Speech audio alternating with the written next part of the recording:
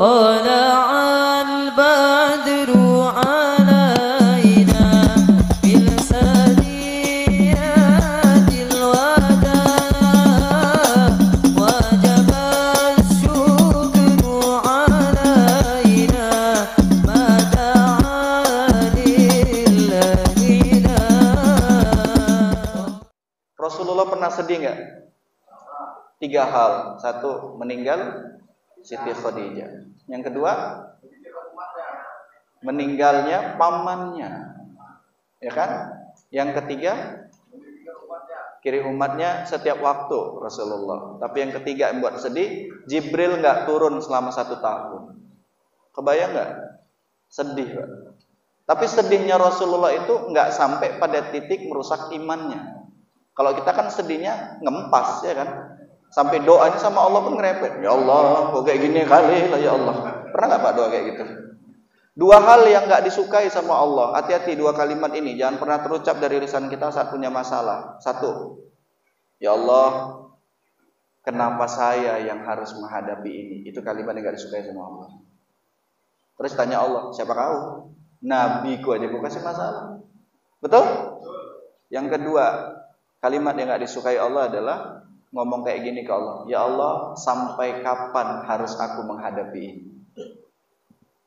Saya yakin bapak-bapak nggak pernah ngomong kayak gitu, nggak pernah ketahuan orang, karena masing-masing doanya kan. Hati-hati, karena kalimat 2 itu adalah kalimat depresi Pak, sebenarnya secara psikologis, nggak terima. Bapak percaya Pak, ada orang yang kayak gini, aku ini sabar, lagi sabar kali nih, gak usah kau ganggu aku, nanti rusak kau, lagi sabar aku nih ya. Ada orang gitu sabar nggak Pak?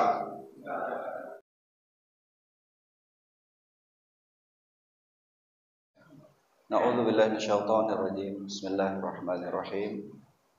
Assalamualaikum warahmatullahi wabarakatuh.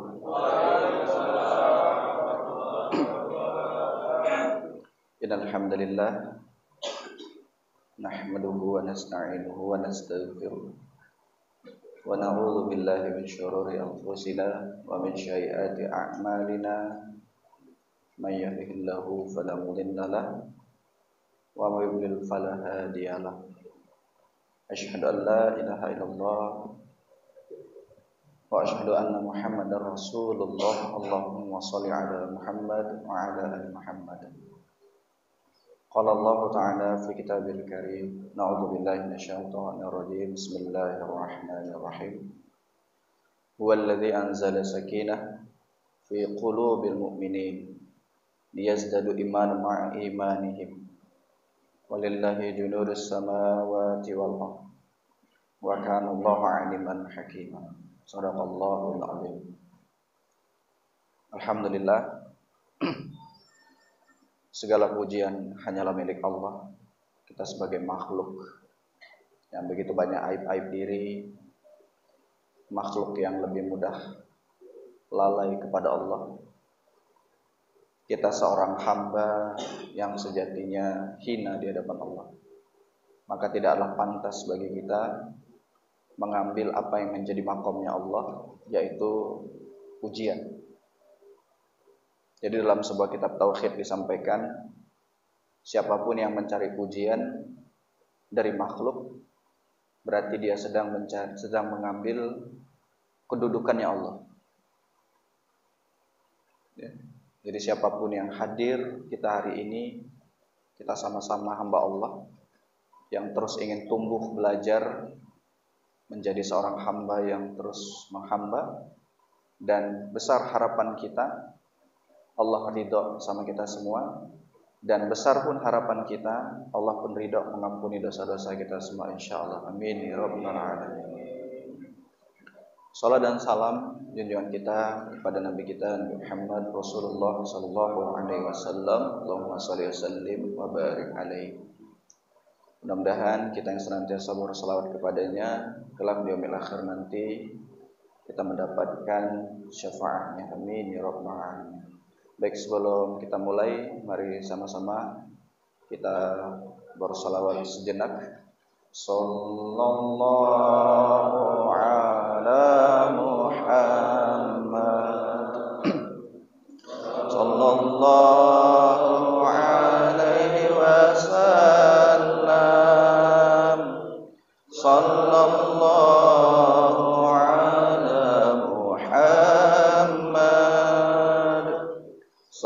sallallahu alaihi wasallam. Ya Nabi salam alaika, ya Rasul salam alaika, ya Habib salam alaika, salawatullah alaika, ya Habib salam alaika, salawatullah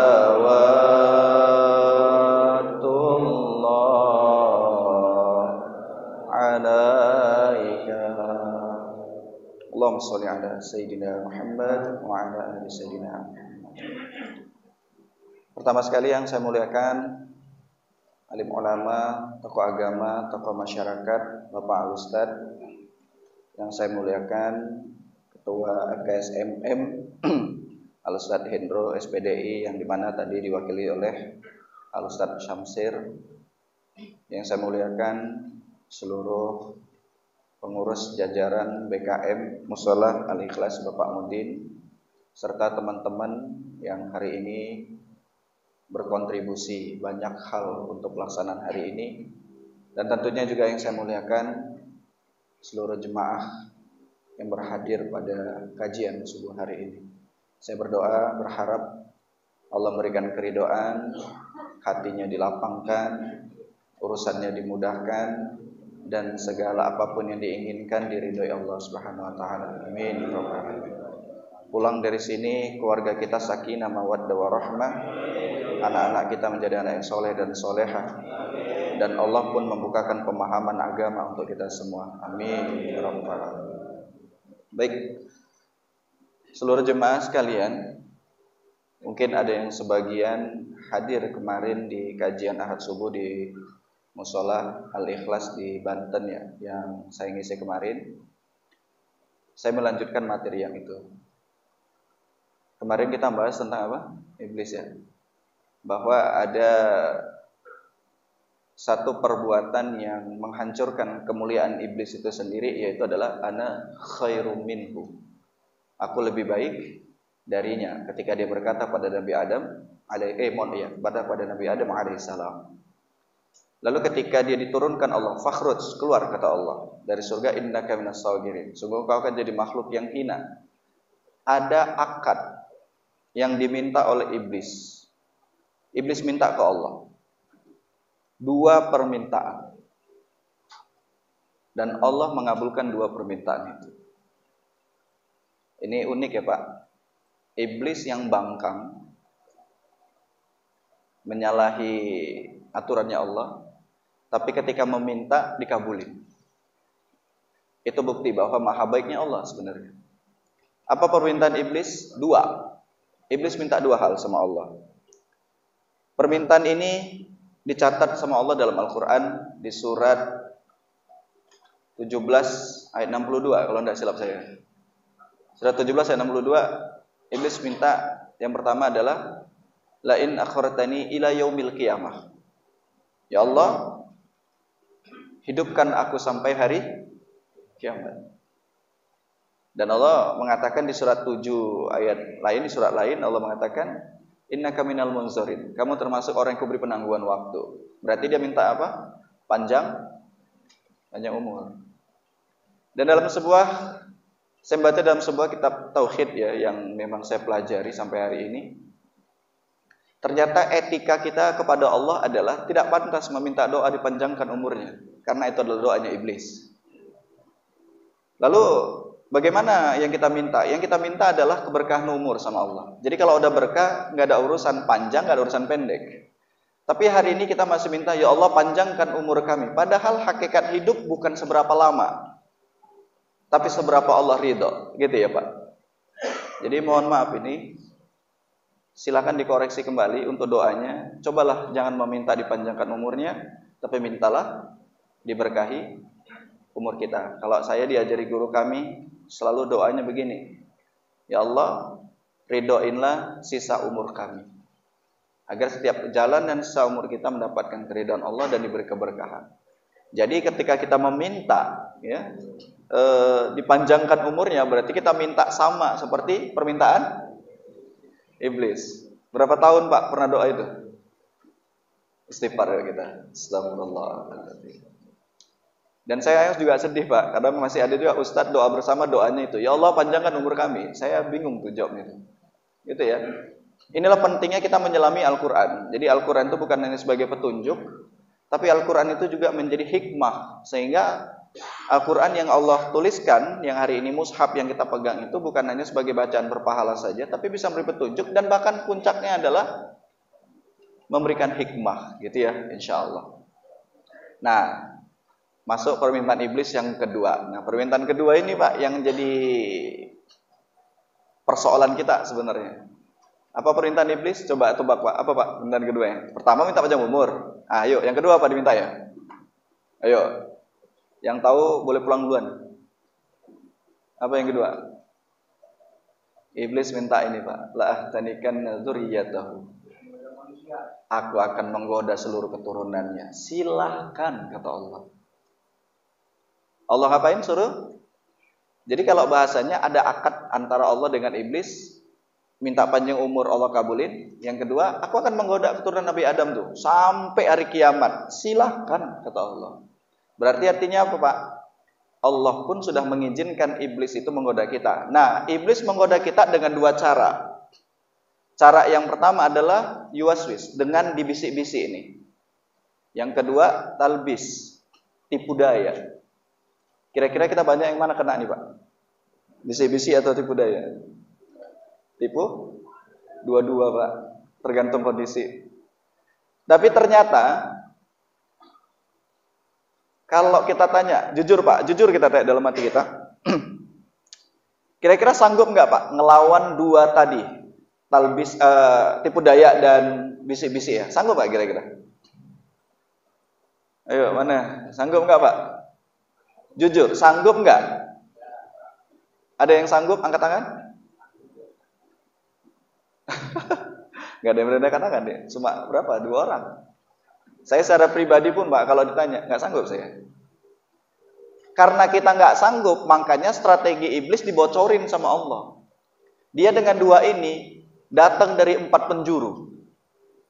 Boleh Bapak buka nanti di Al-Quran, surat 7 ayat 17. Itu strategi iblis tuh menghancurkan kita, menggoda kita di surat Al-A'raf ayat 17. Saya persingkat saja. Iblis datang, aku akan datang dari depan. Aku akan datang dari belakang. Aku akan datang dari kanan. Aku akan datang dari kiri. Pertanyaan saya, mau kemana Pak? Ke atas. Emang kita hidupnya di atas apa di bawah?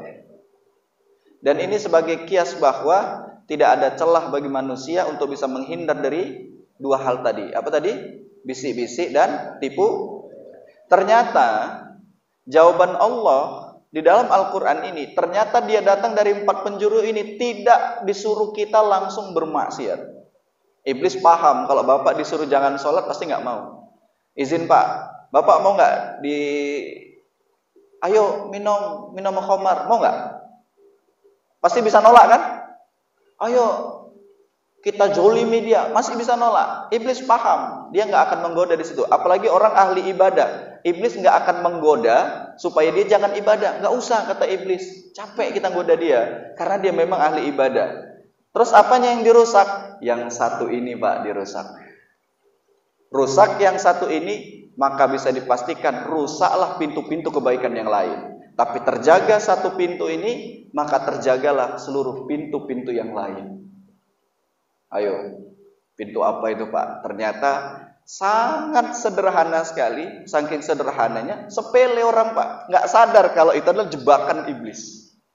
Ternyata Allah mengatakan di ayat ini, Allah mengatakan wala tajidu, dan tidak akan aktsarhum syakirin. Ternyata trik iblis datang dari depan, belakang, kanan, kiri adalah kamu tidak akan mendapati mereka kebanyakan bersyukur. Ternyata pintu pertama yang dirusak iblis adalah pintu syukur. Kalau syukur ini udah rusak, maka siap-siap dia akan lebih mudah merusak pintu-pintu dengan cara maksiat yang lain. Coba Pak, saya nanya izin. Syukur itu di akal atau di hati? Mana orangnya? Akal apa hati? Coba lebih jelas Pak, akal apa hati? Baik. Ternyata dia membuat hati kita jangan sampai bersyukur. Coba jujur lagi Pak. Kita dari bangun tidur sampai tidur lagi, banyak syukurnya atau kufurnya? Ini syukur apa kufur? Ayo, udah kena nggak ini? Dan dia ternyata menghilangkan rasa syukur yang paling sederhana. Dibuatnya takdir Allah itu nggak cocok sama dia. Itu aja. Coba, jujur ya Pak. Kalau turun hujan, syukur dulu atau ngeluh dulu? Nah, udah kena di situ. Tepuk tangan dia. Hujan, nggak usah datang. Masih ada kesek minggu depan.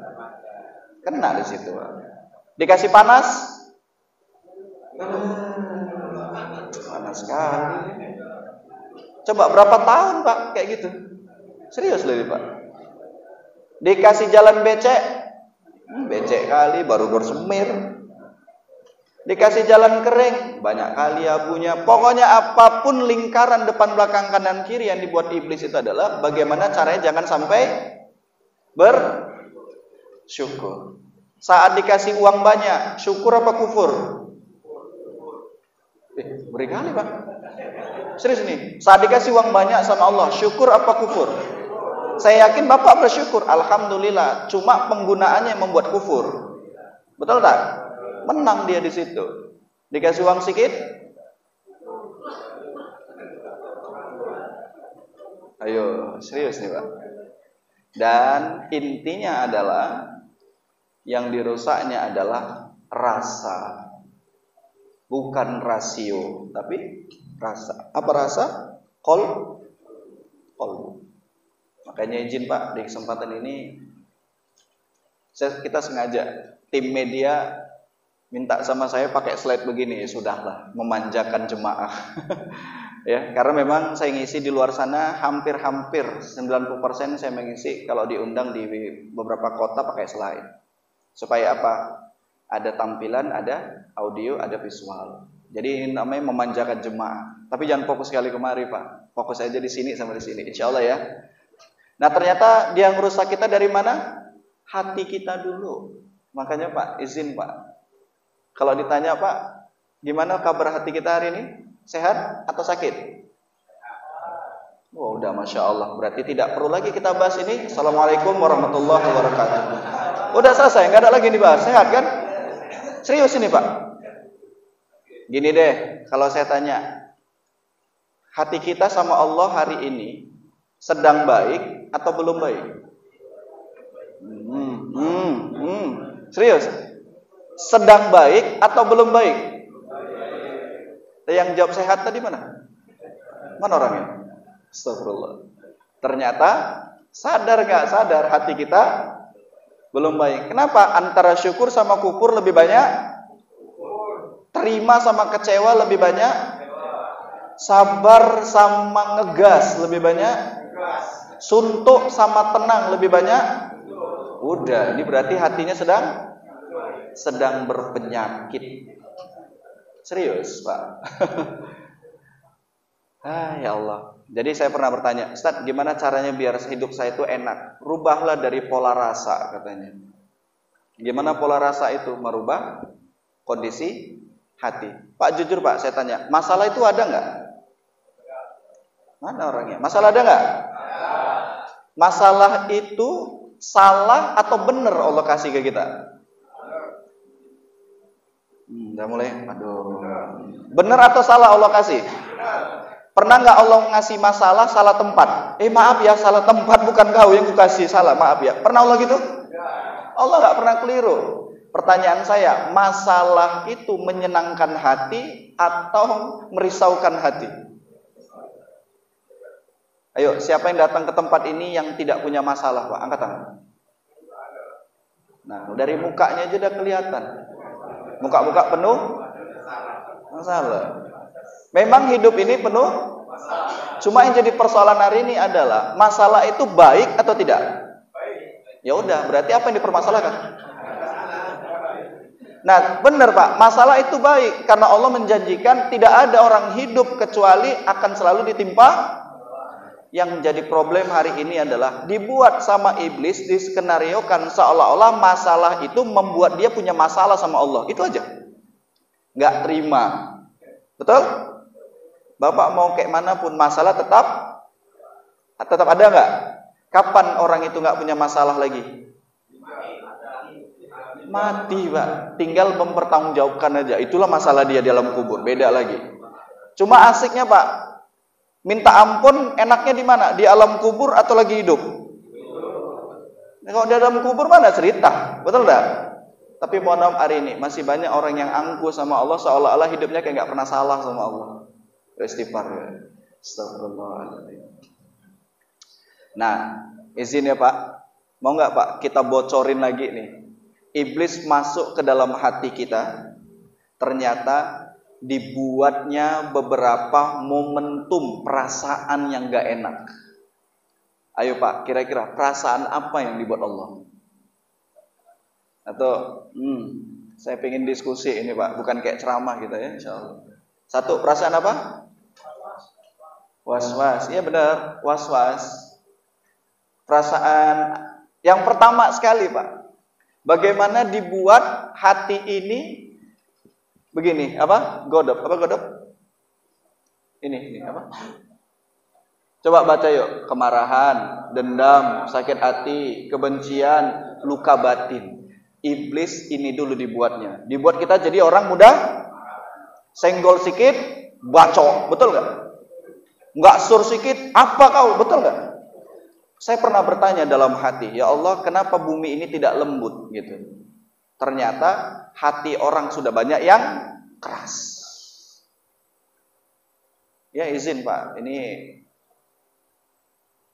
anak salah sikit langsung marah. Nggak cocok sikit marah. Nggak sur main. Ada yang gitu Pak? Naik kereta dipotong sikit kejor. Apa kau? Betul nggak? Nggak, saya bicara orang di luar sana Pak, tidak di ruangan ini. Kalau di sini insya Allah sama tuh nggak? Ya, ternyata yang pertama dibuat godop. Ya, marah. Makanya Rasulullah mengatakan la taghdab balakal jannah. Jangan kamu marah agar masuk surga. Dan orang yang marah itu Pak, biasanya mukanya kayak mana? Hatinya gimana? Pernah lihat orang marah, hatinya tenang? Pernah? Aku marah kali sama kau lagi, marah kali pun. Ada orang kayak gitu? Kalau nggak binatang yang keluar dari mulutnya, betul? Serius Pak. Karena bagaimana dibuatnya itu, hatinya itu jadi marah. Akhirnya apa? Dendam. Terus apa? Sakit. Terus benci. Terus hatinya korengan. Nah, orang hatinya korengan, mukanya itu nggak enak ditengok Pak. Karena Ibnu Qayyim al-Jauzi mengatakan yang terlihat dari pancaran wajah adalah hasil dari dalam hati. Selaras dengan Ibnu Athaillah mengatakan dalam kitab Al-Hikam, apa yang keluar dari lisanmu adalah bungkusan corak dalam kolbumu. Jadi nggak ada tuh Pak orang marah ngomongnya saya marah. Istighfarnya aja marah Pak. Astagfirullahaladzim. Betul nggak Pak? Nggak tenang. Ayo, siapa yang pernah ngalamin ini Pak? Oh nggak pernah ya? Masya Allah, luar biasa. Terus iblis jebak dengan yang kedua. Dibuat apa? Hajan wal jaj. Sedih berlebihan. Ada? Terus kecewa. Terus duka. Ujungnya bunuh diri. Di Jepang ada riset seorang selebgram kaya, uangnya banyak Pak, miliaran per hari. Tapi lompat dari gedung lantai 20 di apartemennya, lompat. Ternyata ditelusuri ada surat wasiat. Cuma gara-gara sedih, depresi, ada satu jerawat yang tidak hilang dari wajah. Ini jerawat kita banyak nggak, Pak? Hanya satu? Kenapa? Depresi. Nanti kita bicara, iya kenapa ya kok orang bisa depresi, sakit hati, kecewa, marah. Bener ya? Jadi intinya simpel. Pernah nggak Pak ngalami dua ini? Oh, nggak pernah. Pernah? Atau jangan-jangan di sini juga gitu? Duduknya aja sempit kali ya. Makanya orang kalau udah marah Pak, mukanya jelek. Ngaji pun nggak enak mukanya gini. Ya, astagfirullah. Dan yang ketiga, al-khauf. Dibuat iblis, dibuat kita, hati kita rasa apa? Takut. Terus cemas. Terus Pak, dari tiga ini mana yang paling banyak kena sama kita? Semua. Subhanallah. Enak ya kalau ngaji ngaku begini, Pak? Hah? Iya ya. Astagfirullah. Pak, izin. Kalau kita sudah di cover hati kita dengan tiga ini, sadar nggak kita sedang kena jebakan siapa? Siapa? Bilang setannya sampai ngegas, Pak. Setan. Saking geram itu, marah Pak. Ya benar Pak, Masya Allah. Tapi saya pernah diskusi sama, ya saya menyebut beliau itu adalah ahli kolbu ya. Tapi bersyukurlah kalau engkau merasakan ini, kata beliau ke saya. Karena apa? Karena kalau engkau marah, tak pernah marah, engkau tak pernah tahu bagaimana artinya sabar. Betul? Kalau engkau tak pernah sedih, engkau nggak akan pernah tahu bagaimana rasanya mengadu sama Allah dengan kesedihan. Betul? Dan kalau engkau tak pernah kecewa, kau tak akan pernah tahu bagaimana rasanya berlapang dada. Rasulullah pernah sedih nggak? 3 hal. 1, meninggal Siti Khadijah. Yang kedua, meninggalnya pamannya, ya kan? Yang ketiga, kiri umatnya setiap waktu Rasulullah. Tapi yang ketiga yang buat sedih, Jibril nggak turun selama 1 tahun. Kebayang nggak? Sedih, Pak. Tapi sedihnya Rasulullah itu nggak sampai pada titik merusak imannya. Kalau kita kan sedihnya ngempas, ya kan? Sampai doanya sama Allah pun ngerepet. Ya Allah, kok kayak gini kali lah ya Allah. Pernah nggak Pak doa kayak gitu? 2 hal yang nggak disukai sama Allah. Hati-hati 2 kalimat ini, jangan pernah terucap dari lisan kita saat punya masalah. 1, ya Allah, kenapa saya yang harus menghadapi ini? Itu kalimat yang nggak disukai sama Allah. Terus tanya Allah, siapa kau?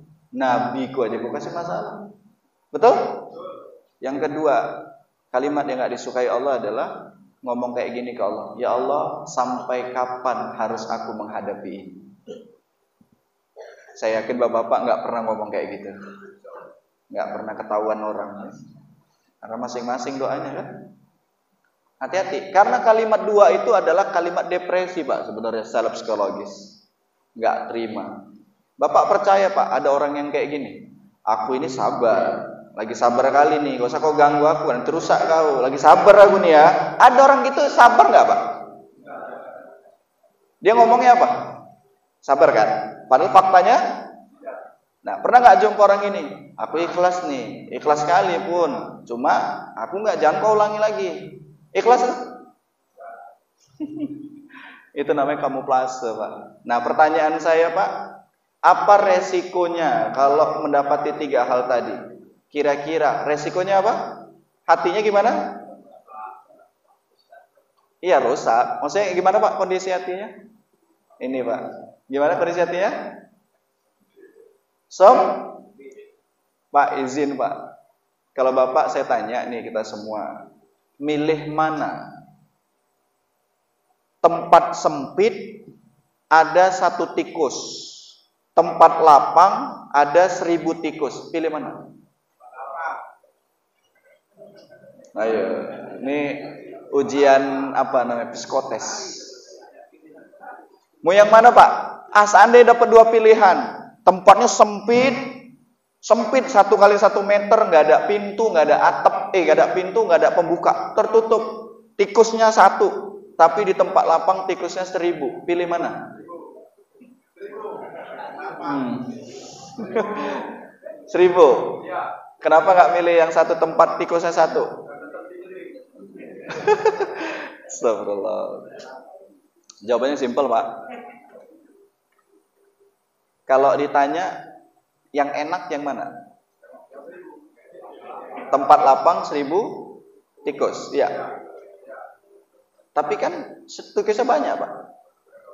Nggak apa-apa. Ya. Enak kalau ngaji kayak gini ya. Tapi Pak, tempat sempit kan enak. Orang dia tikusnya cuma 1. Tapi tertutup. Oke, Pak sadar nggak saya lagi ngomongin apa? Tikus. Enggak, ngomongin hati. Izin Pak, kalau orang hatinya sempit, dikasih 1 masalah, apa perasaannya? Batu aja kesandung batu, bisa dimakinya batu. Siapa ini naruh batu di sini, betul nggak? Ayam bekokok, ngamuk, ayam siapa lah ini, betul nggak? Tehnya kurang manis, ada gulanya, masalah Pak. Rotinya 1, masih banyak di plastik itu 1, masalah Pak. Tapi bagi orang yang hatinya lapang, jangankan 1 masalah, 1000 masalah pun dia tetap. Berarti yang jadi persoalan masalahnya atau hatinya. Coba Pak, istri itu sumber masalah atau sumber kebahagiaan? Padahal baru 1 istri, serius? Serius nih Pak, istri itu sumber kebahagiaan atau sumber masalah? Tuh, mentang-mentang ada ibu-ibu di sini ngomong kayak gitu, direkam loh nih Pak. Oh berarti kesetnya begini kelakuan kau ya Bang, masalah yang kau bilang aku ya katanya. Pak, kenapa istri jadi masalah?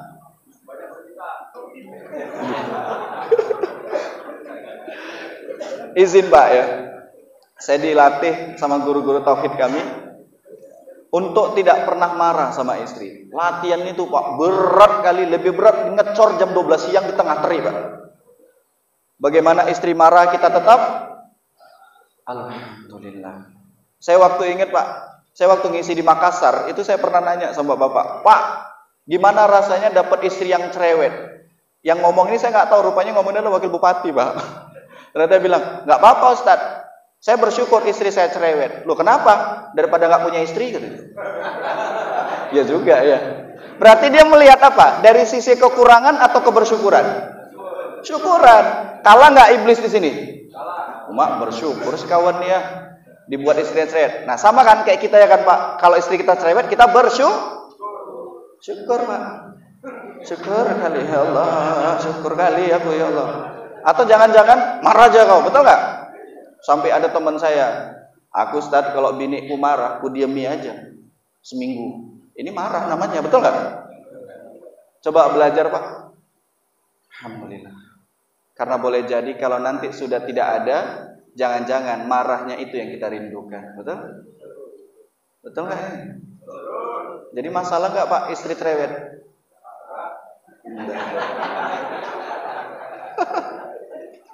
Astagfirullahaladzim.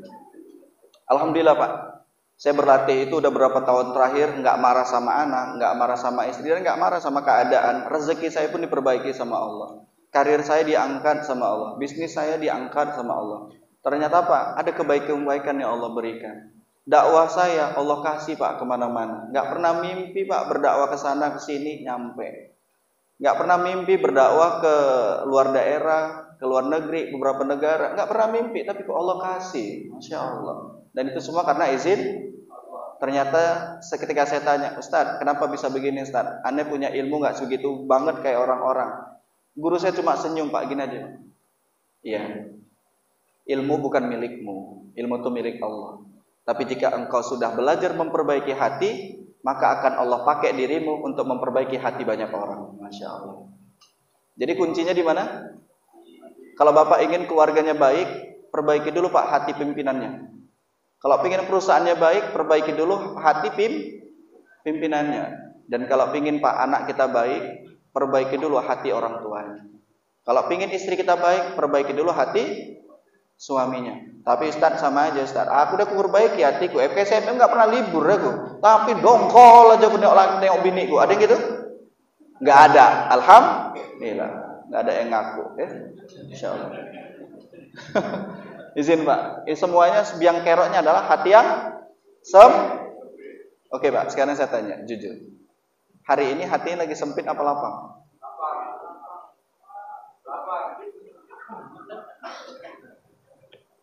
Yang tahu hati kita siapa? Iya benar Pak. Kita tahu nggak isi hati orang? Pak, pingin nggak hidup bahagia? Pingin. Kalau pingin hidup bahagia, tidak pernah sibuk dengan urusan orang. Kalau pingin hidup tenang, orang nggak pernah sibuk dengan urusan kita. Catat itu Pak di status WA bagus.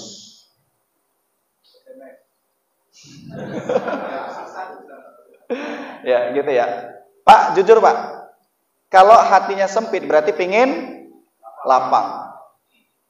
Pak pengen hati yang kayak mana sih Pak? Kalau sedang lapang, pingin gimana hatinya? Hatinya pingin gimana hatinya? Bersih. Sanggup? Sanggup. Insya Allah Pak. Saya yakin Pak, pengen nggak hatinya berarti ini? Apa ini? Pengen? Pengen banget. Pengen nggak hatinya ini? Pengen? Ini? Pengen? Ini? Pengen? Ini? Ini? Pengen? Coba ikhlas, sabar, tawakal, khusyuk, tenang, qanaah. Atau qanaah merasa cukup. Coba Pak, izin. Mampu nggak kita mendapati hati ini? Tapi ada satu syaratnya. Kalau satu syarat ini tidak kita temukan dalam kolbu kita, bengek ini Pak ngadepin ini. Sholat pun nggak ikhlas. Imam baru baca waladhdallin amin bismillahirrahmanirrahim Yasin Yasin. Ada nggak pernah kayak gitu? Nggak ada. Mana ada, sini nggak gitu kan Pak? Sholat Jumat udah mulai kode. Imamnya baca ayatnya panjang, udah hilang ikhlasnya, hilang sabarnya, hilang tawakalnya, hilang khusyuknya, hilang tenangnya. Akhirnya apa? Tidak qanaah, ngerepet aja, ngegas aja. Semua itu didasari karena dia tidak mendapati satu hati yang seperti ini. Hati yang gimana? Hati apa? Yuk, tebak. Kalau jawabannya betul, saya kasih hadiah. Nggak akan bersih kalau belum satu ini. Hati yang bercahaya, nggak mungkin bercahaya kalau hatinya belum satu ini. Tahu mati, nggak akan tahu mati Pak, malah lupa diri kalau hatinya nggak satu ini. Enak kan Pak, ngajinya gini kan interaktif gitu ya Pak. Kalimat yang terakhir ya. Jangan pernah meletakkan dunia di akal, jangan pernah meletakkan dunia di hati, karena masalah itu duniawi adalah permainan akal. Terima atau tidak, betul? Tapi hanya Allah di hati. Ya, cakep itu Pak. Tapi syarat untuk mendapatkan hati yang diisi dengan Allah, menggetarkan kolbu sahabat menyebut nama Allah, harus punya satu syarat ini. Apa syaratnya? Coba jujur Pak, sering gak zikir sama Allah? Assalamualaikum. Ya Allah gak dijawab Pak, saya nanya Pak. Sering zikir sama Allah?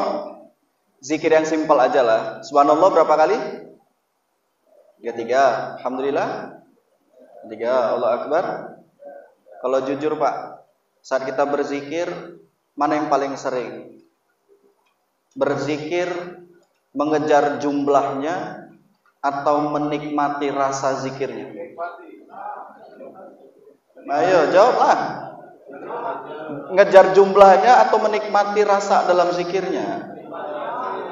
Jangan-jangan ila rabbana anta maulana subhanallah. Ada lagi Pak model orang zikirnya nggak jelas, main handphone ya. Zikir bentar zikir ya. Ada? Melihat kipas angin, lihat orang lewat. Alhamdulillah. Ada? Jangan-jangan hari ini Pak, zikir ini hanya lisan, tapi dia tembus ke dalam kolbu. Kenapa kok nggak tembus ke dalam kolbu? Karena hatinya nggak yang satu ini. Apa hati yang satu ini? Ini dia Pak. Apa Pak? Orang marah itu nggak akan menemukan Allah di sini. Orang benci itu nggak akan menemukan Allah di sini. Apalagi orang dendam, dengki, jangan ditanya Pak. Sombong, aduh, nggak ketemu di sini. Ya. Oh iya Pak, kira mau ngasih nyampein juga.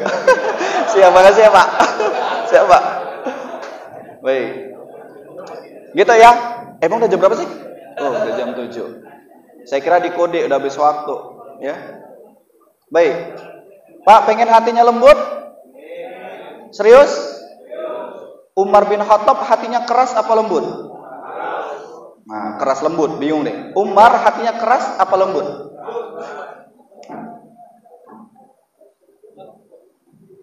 Keras apa lembut? Coba, Umar bin Khattab hatinya keras apa lembut? Waktu masuk Islam pun Pak, hatinya keras bagi orang yang mau merusak Islam. Jadi kalau ditanya Umar itu sebenarnya apa? Singa padang pasir. Setan pun ada sendalnya, takut. Ada sendal Umar, pindah dia Pak. Itu baru preman. Kalau masih preman, masih ngandalkan tato gambar cacing, gak usah preman. Preman, mau apa kok? Tatonya gambar nasi bungkus. Preman tuh kayak Umar. Umar itu Pak, kalau sudah ditarik pedangnya, gak akan pernah masuk ke dalam sarangnya sebelum ada yang terpenggal kepalanya. Kalau kita kan masih nanya, baca oh ya, kan gitu kan? Dia mana cerita? Kalau udah naik ini, gak akan pernah masuk ke sarangnya sebelum ada yang terpenggal. Satu-satunya orang yang tidak jadi dipenggal hanya Rasulullah. Padahal sarang ini pedangnya sudah naik. Masya Allah. Kalau gitu Pak, izin. Tapi ketika dia masuk ke dalam Islam, hati tetap keras atau lembut?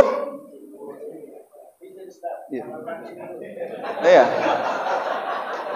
Aneh-aneh kajian ini ya.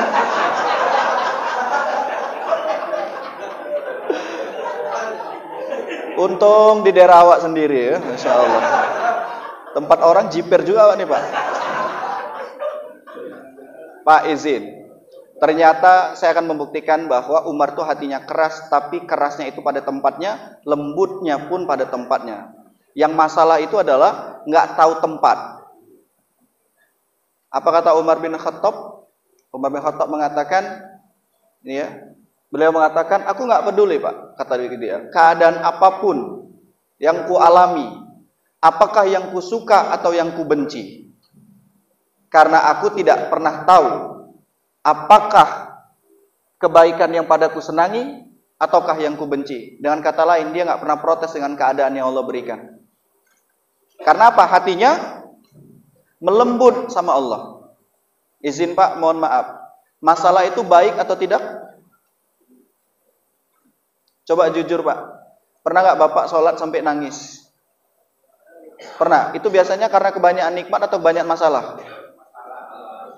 Berarti masalah itu karena apa? Masalah itu bisa melembutkan jika pada tempatnya. Tapi jangan salah, masalah juga bisa merusak hati jika salah pada tempatnya. Jadi izin. Pernah Pak sampai nangis? Kayak mana Pak takbir orang punya masalah? Sholatnya orang punya masalah. Kayak mana takbirnya? Sampai mana? Belum azan udah di atas sejadah dia Pak. Malah nungguin kapan lah azan kok lama kali. Betul? Saking banyaknya. Tapi kalau lagi banyak nikmat, azannya nungguin dia. Mana si kawan itu tak datang-datang, betul? Pak gimana Pak? Kalau orang sholat lagi nggak punya masalah, banyak nikmat, gimana takbirnya? Masya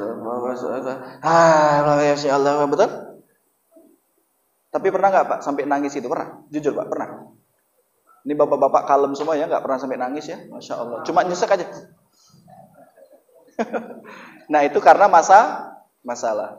Jadi izin di kesempatan ini karena waktu kita terbatas. Jadi pulang dari sini, yuk Pak, kita lembutkan hati kita. Gimana caranya? Jangan pernah lakukan 3 hal ini, Pak. Kalau Bapak, kita semua melakukan 3 hal ini, demi Allah akan merasakan bagaimana kerasnya hati itu. Bahkan saya dapat nasihat, azab terberat itu bukanlah apa yang menimpa dirimu, tapi apa yang menimpa hatimu. Azab terberat itu adalah ketika yang pertama, Pak, udah anggap remeh sama maksiat. Kalau Bapak kita semua udah anggap remeh sama maksiat, itu berarti satu pertanda kita sudah anggap enteng sama Allah yang Maha Mengampuni. Pak, boleh nggak maksiat? Boleh nggak? Boleh? Kalau saya bilang boleh, setuju nggak? Maksiat boleh loh, Pak. Ada 2 tempat yang boleh bermaksiat. Di 2 tempat ini, 2 tempat yang tidak berdosa, Pak. Kalau bermaksiat di 2 tempat ini. Mau saya kasih tahu tempatnya? Nggak mau, ya udah nggak apa-apa. Boleh Pak, boleh Pak. Semal Bapak. Pak, ada hanya 2 tempat yang boleh bermaksiat di tempat itu. Kalau Bapak temukan 2 tempat itu, disitulah tempat yang tidak akan dihisap sama Allah. Boleh bermaksiat. Siap? 1. Carilah tempat maksiat itu yang tempatnya bukan punya Allah. Kalau nemu, Pak, boleh Pak maksiat di situ. Ada? Yang kedua, 2 tempat yang boleh bermaksiat. Tempat yang kedua adalah carilah tempat saat bermaksiat itu yang tempatnya nggak akan kelihatan sama Allah. Berarti intinya apa? Tidak ada celah bagi kita untuk bisa menghalalkan maksiat itu, maksud saya. Jadi kenapa orang masih sibuk bermaksiat? Karena dia lupa sedang berdiri di atas muka buminya Allah dan nggak merasa lagi diliatin sama Allah. Ya istighfar ya. Astagfirullahaladzim. Dikasih anak, Pak. Dikasih istri, apa kau? Astagfirullahaladzim. Dia lupa itu titipan Allah. Nggak sur, apa kau? Astagfirullahaladzim. Nah, ini menunjukkan hati kita sedang keras. Yang kedua, Pak, menolak nasihat. Pernah lihat orang nasihat? Nggak boleh gini, kau pula yang nasihatin aku. Aku duluan makan garam pada kau. Ada? Ini orang yang hatinya keras. Dia menolak nasihat. Pak, gimana rasanya Pak kok dinasihatin sama istri? Bang, kau Bang, Senin sampai Jumat kerja.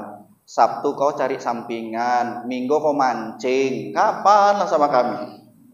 Apa Pak, kalau orang hatinya lembut, suami lembut bilang apa? Iya ya Dek ya. Makasih ya Dek udah ngingetin Abang. Mwah. Tapi coba kalau orang yang hatinya keras. Apa katanya? Udah diem aja kau situ, penting mau belanja kau aman kan? Betul nggak? Ini suami yang hatinya keras. Istri saya Pak seringkali nasihatin saya, jangan marah, melembutlah. Mobil saya Pak di tol Semayang ditabrak orang, puak. Langsung istri. Itu padahal saya baru ngisi kajian di Stabat, materinya tentang bab ikhlas Pak, diuji Allah langsung Pak. Apa kata istri saya? Ujian materi langsung dikasih Allah. Ya Allah. Saya turun senyum Pak, pucat yang nabrak saya. Kok ditabrak Pak mobil saya? Aku bingung, lupa mau ngijak rem tapi pijak gas katanya. Ya sudahlah, mau cuman lagi? Ya udahlah Pak, nggak apa-apa saya bilang. Hancur loh itu Pak, ya hancur. Jadi kayak mana tak bilang? Akhirnya Pak dibenerin sama dia. Cuma alhamdulillahnya Pak dibenerin. Rupanya dicet, blonteng Pak. Ya Allah, saya telepon lagi ini orangnya blonteng. Oh, nggak bisa. Yaudah. Akhirnya apa Pak? Wasilah ditabrak, mobilnya dicet semua jadi baru lagi. Sekarang saya baru paham, kalau mobil mau baru lagi harus bukan gitu juga Pak, itu qadarullah saja. Alhamdulillah gitu maksudnya. Gitu ya Pak, jangan menolak nasihat. Ini termasuk nih kajian subuh gini tidak nolak nasihat, hikmat, Masya Allah. Saya pun hari ini sampai hari masih belajar lagi, Masya Allah. Yang ketiga, buruk. Ayo, kalau udah mulai buruk sangka, maka siap-siaplah hati ini. Apa ciri-ciri buruk sangka? Suka melihat, mencari-cari yang bukan urusannya. Itulah buruk sangka. Mata terbagi menjadi 2. Satu mata lebah, satu mata lalat. Lebah itu di mana Pak? Lebah itu di mana? Taman bunga. Lebah makanannya apa? Madu. Madu. Saripati bunga. Maka yang dihasilkan adalah madu. Madu itu menyehatkan, betul gak? Makanya Pak, supaya sehat rumah tangga, pulang sering-sering bawa madu. Iya, sehat tuh Pak. Hah? Ya, madu asli Pak, yang 100% asli. Saya serius Pak. Saya minum madu sama habatus sauda tuh rutin. Nah, alhamdulillah. Tapi istri saya malah senang. Jangan lupa madunya udah mau habis, beli lagi. Dia ngingetin malah. Bapak madu yang mana? Inilah buruk sangka ini Pak. Saya nggak ada bahas madu yang sana loh. Ini udah buruk sangka. Belum apa-apa udah buruk sangka. Madu yang mana tuh? Saya bahas madu Pak, yang dari lebah. Bapak madu yang mana? Jangan buruk sangka. Udah itu Pak, mata lalat. Lalat tempatnya di mana? Tempat yang kotor, sampah, diusir balik lagi. Makanya orang yang punya mata kayak lalat, yang dicarinya yang jelek atau yang bagus? Coba saya kasih contoh nih. Nah, jangan terlalu dipikirin Pak. Cuma saya kasih contoh. Ada perempuan pakai jilbab, baju ketet, celana ketet. Yang pertama kali yang terlontarkan dari pandangan kita, mata lebah atau mata lalat? Jelalatan lah. Ini buruk sangka, betul nggak? Buat malu aja. Mentang-mentang jilbab tapi kok baju kayak gitu, betul? Pak, boleh jadi dia baru tobat, belum beli baju, berbaik sangka. Harusnya kalau baik sangka gimana? Nggak apa-apa walaupun bajunya gitu, tapi masih mau berjilbab. Mudah-mudahan Allah ridho, dia lebih bagus Pak daripada istri kita. Ingat ya Pak, baik. Kalau tehnya kurang manis, baik. Rotinya cuma satu, kurang dingin ruangannya, hujan, ada duit, nggak ada duit, jujur. Astagfirullah. Gitulah Pak, cukup lah ya, insya Allah nanti kalau kita ketemu lagi, kalau izinkan kita ketemu lagi, insya Allah kita akan bahas tentang pentingnya menjaga hati. Ada 3 cara bagaimana menjaga hati. Nanti kita akan bahas di pertemuan perempuan yang Allah izinkan kapan lagi kalau kita bisa bertemu kembali. Barakallahu fikum. Jika ada yang mau menjawab boleh Pak, silakan biar saya tanya, insya Allah. Oh mau jawab saya tanya Pak. Enggak.